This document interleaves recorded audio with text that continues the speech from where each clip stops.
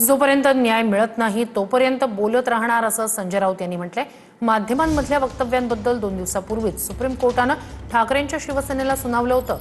तर तुम्ही बेरोजगार तरुणांना झुरळ म्हणणार, आम्ही बोलायचं नाही का, असा सवाल संजय राऊत यांनी केलाय।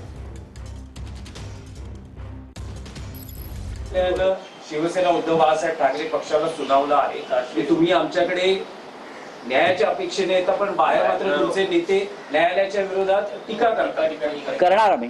त्यांनी घटनेतील कलमानुसार निर्णय द्यावा, बाहेर आम्ही काय बोलतो त्याच्यावर निर्णय देऊ नये।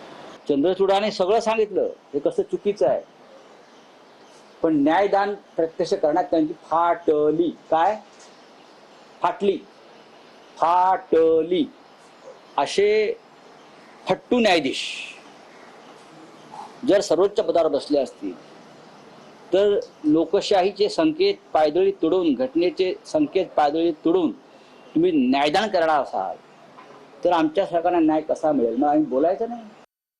तुम्ही युवकांना झुरळं बोलू शकता, कॉक्रोच बोलू शकता, तुम्ही कोणावर काही टीका टिप्पण्या करू शकता, मग या देशाचा नागरिक म्हणून आम्हालाही आमच्या भावना व्यक्त करण्याचा अधिकार